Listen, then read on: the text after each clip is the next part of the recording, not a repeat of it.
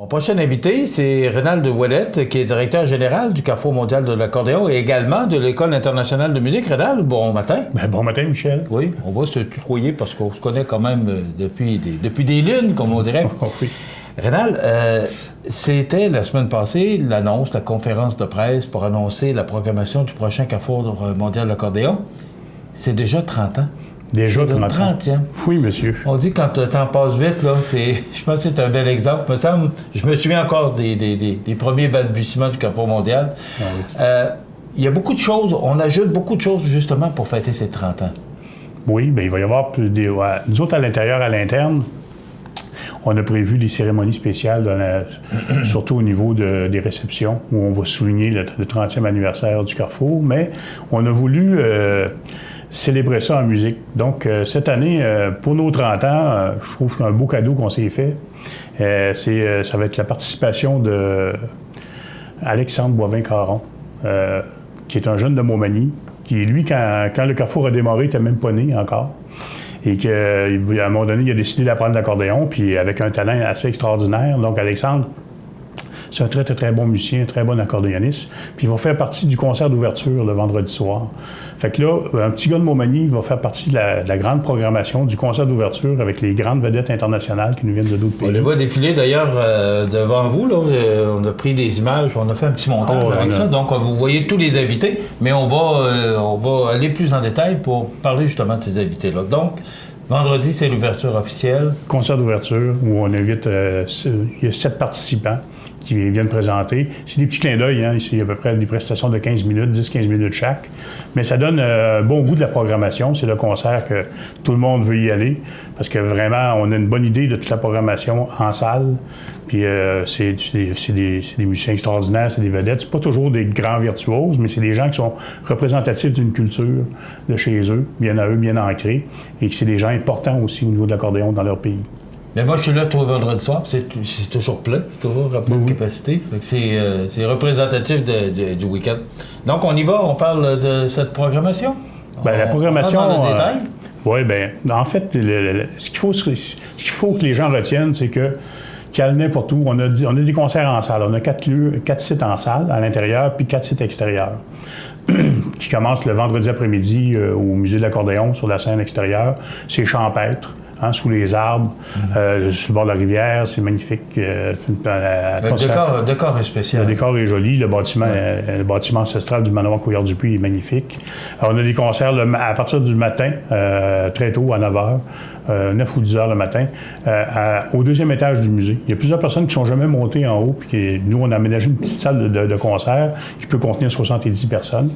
Et c'est des concerts acoustiques, donc pas de sonorisation, pas de microphone. Puis les gens sont tout près. L'acoustique en haut, au 2e étage, c'est tout fini en bois, donc l'acoustique est extraordinaire, ça sonne très, très bien. C'est des beaux concerts intimistes. Donc, c'est très, très apprécié. Les gens, ils viennent. Puis c'est bon pour les lève-tôt aussi. Les lève-tôt, bien, dès le matin, il y a quelque chose, il y a des activités à faire. En après-midi, sur le site extérieur du musée, encore là, des concerts, des prestations d'environ 20 à 30 minutes de chacun des artistes, toute l'après-midi. Ça défile. On essaie toujours de faire dans la programmation de changer de style. C'est toujours des styles différents, des types d'accordéons différents, pour pas que ça soit redondant, que ce soit toujours le même son, la même sonorité ou les mêmes musiques qu'on entend. Donc, c'est très diversifié. Après ça, bien, le concert en salle, c'était à la salle Edwin Bélanger en soirée. Samedi soir, oui. Il y a le vendredi soir, samedi soir, dimanche soir, Edwin Bélanger. Ça, c'est les concerts internationaux. Et aussi, c'est 3 artistes qui sont jumelés. Il y a toujours 3 artistes à chaque concert. Encore là, des styles différents, des types d'accordéons différents. Puis les gens ne sont jamais déçus. Quelqu'un qui assiste à un concert international, ils ne sont jamais déçus parce que c'est toujours des découvertes. Nous, on n'a jamais misé sur le vedettariat. On ne fait pas venir des grandes vedettes. Nous, c'est tous des grandes vedettes qui font partie de notre événement. Ils sont sélectionnés en fonction de leur caractère particulier, leur technique, leur virtuosité, le type d'accordéon qu'ils jouent, les répertoires. Fait que c'est toujours varié, les concerts, puis c'est toujours agréable. Puis les gens font des belles découvertes. Parle-nous un peu des musiciens. Est-ce qu'il y a des liens qui vont être faits avec le 30e anniversaire? Est-ce qu'il y a des musiciens qui vont revenir ou qui étaient là il y a 30 ans? Hein? Il y a 30 ans, non, mais il y a un de mes amis qui vient de France, Alain Chatry. Ça doit faire au moins 25 années il n'est pas venu à chaque année, mais depuis 25 ans, on l'invite à chaque, je ne sais pas, 3 ans, 3-4 années, qui va revenir nous faire un petit clin d'œil. C'est un musicien français qui joue de la musique traditionnelle de France et également, il a appris le répertoire québécois, donc ça va faire un petit pendant comme ça. Il y a mon ami Roman Jbanov qui est russe d'origine, qui habite en France maintenant, qui joue le gros accordéon typique à la Russie, le bayan, qui lui va venir présenter un duo avec un joueur de balalaïka, c'est l'instrument traditionnel russe. C'est comme une petite mandoline en forme de triangle, elle a 3 cordes seulement, mais Alexei, qui est le musicien, c'est un virtuose de cet instrument-là. C'est vraiment phénoménal de voir et entendre qu'est-ce qu'il peut faire avec cet instrument-là. Donc, ils vont jouer en duo. Puis, également, Roman, depuis l'année dernière, on a développé une activité qui est finalement, c'est un stage de musique. Donc, il va y avoir 3 matins, jeudi matin, vendredi matin et samedi matin, où il va enseigner à l'école de musique, dans nos locaux de l'école de musique. Il va enseigner l'accordéon. Donc, les gens peuvent s'inscrire. Les places sont limitées. On a limité ça à 10 stagiaires, mais qui vont pouvoir travailler sur 3 jours avec lui, un répertoire que lui va avoir déjà envoyé à l'avance. Donc, les gens vont pouvoir l'apprendre avant sa venue. Puis, pendant la période du Carrefour, ils vont pouvoir venir le perfectionner avec lui, ce répertoire-là. Fait que ça aussi, c'est un volet éducatif qu'on a additionné à l'événement depuis l'année dernière, puis ça fonctionne très bien, puis je pense que c'est en plein dans notre mission. Parle-nous des musiciens un peu là, qui seront là cette année pour souligner le 30e anniversaire. Ben, il y a Andrea qui nous vient d'Italie. Lui, je l'ai rencontré l'année dernière à Castelfidardo en Italie. Il venait de gagner la Coupe du monde de l'accordéon. C'est un jeune accordéoniste. La Coupe du monde de l'accordéon. Oui, il y a des réseaux là-dedans. Hein, puis c'est pareil comme en sport. Tu sais, puis c'est des compétitions qui sont très, très structurées. Moi, ça fait quelques années que je suis invité à aller à Castelfidardo pour le concours international d'accordéon. Je fais partie du jury là-bas pour les musiques de variété, les musiques du monde. Puis c'est vraiment très, très structuré. On est 5 ou 6 juges. Les pièces sont minutées. Il y a des pièces imposées également. Il faut que vraiment, c'est de haut niveau aussi. Puis il y a des musiciens qui viennent de partout sur la planète à ces compétitions-là. Ça vient de Chine, ça vient de Pologne, de Russie, des États-Unis, ça vient de tous les pays, de tous les coins du monde. Puis j'ai rencontré Andrea dans le cadre du concours à Castelfidardo l'année dernière. C'est un jeune musicien, à peu près 25 ans, un virtuose. Là. Je me plais à dire, ces musiciens-là, c'est des Ferrari de l'accordéon parce que c'est vraiment des techniques extraordinaires. Eux où tu peux mettre 10 notes, ils sont capables d'en mettre 15. Mais en même temps avec une musicalité, une très grande musicalité, puis ils peuvent tout faire des répertoires différents, des pièces de virtuosité, des pièces de jazz, des pièces semi-classiques, classiques. Donc Andrea, c'est un des bons coups, je pense, qu'on a cette année de l'avoir chez nous avec nous autres. J'ai mes amis finlandais, Petri Akala puis Markku Lepistö, qui viennent d'Helsinki, en Finlande. Et eux, c'est musique traditionnelle. Eux, les deux sont enseignants à l'université là-bas en musique traditionnelle. Ouais. C'est vraiment de haut. Ça donne de la qualité. Hein? Oh, oui, c'est de haut niveau, vraiment de haut niveau. C'est une musique. Les Finlandais sont des gens qui sont très cérébrales au niveau au niveau des sciences, au niveau de tout. Puis au niveau de la musique, c'est pareil. C'est des gens qui sont très disciplinés.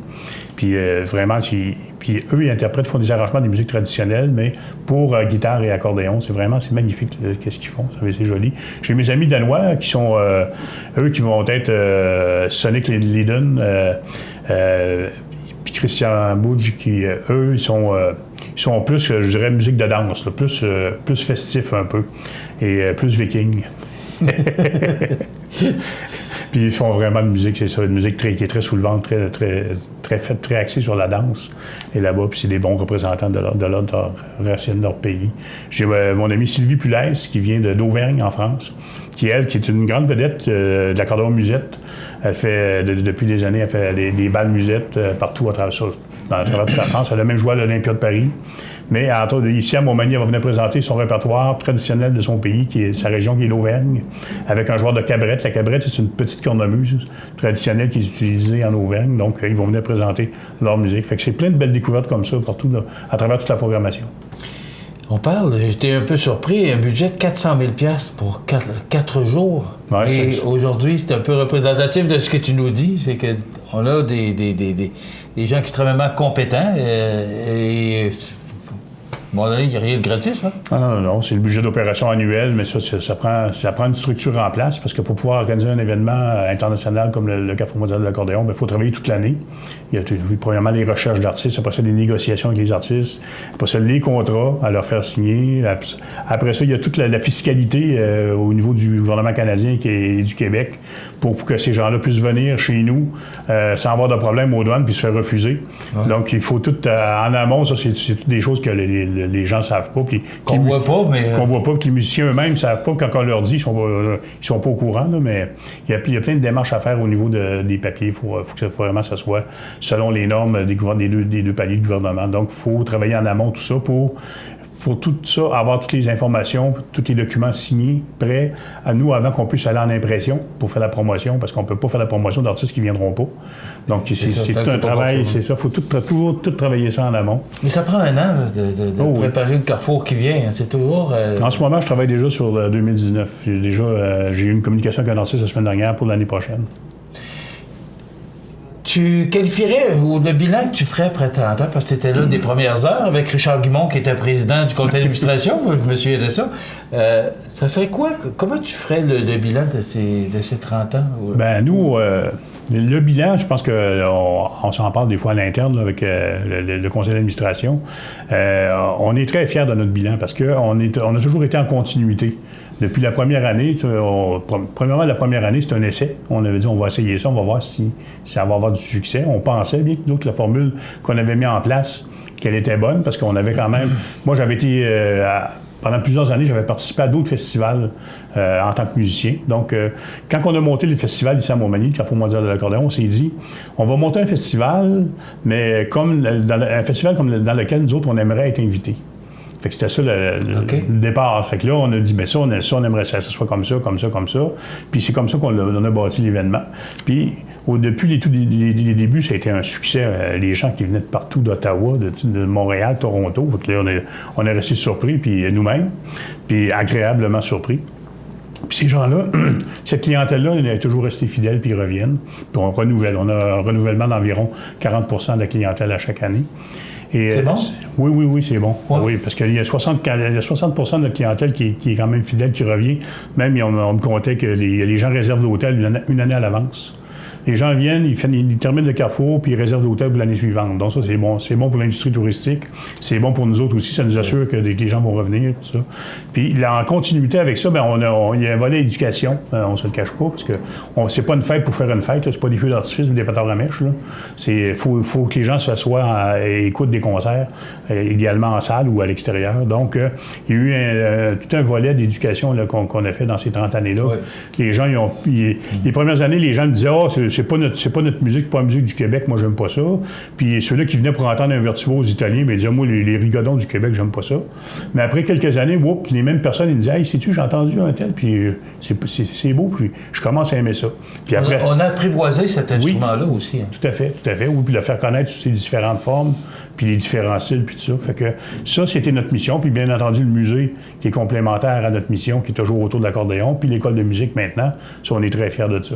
Qui déménagera quelques secondes, qui va déménager prochainement là, dans l'ancien hôtel de ville. Le déménagement officiel, ça va être normalement à la fin décembre. OK. On commence en 2019. Et ça va changer quoi? Ah ben, premièrement, pour nous, on va avoir des nouveaux locaux rafraîchis à notre goût. Fait que déjà là, ça va être bien. Je pense que aussi, le déménagement, on s'en va dans les locaux de l'ancien hôtel de ville de Montmagny, là, à côté de la bibliothèque, en face du nouvel hôtel de ville, juste en arrière de la grande scène publique. Fait que pour nous, on va être vraiment dans le cœur du quartier Vieux-Montmagny.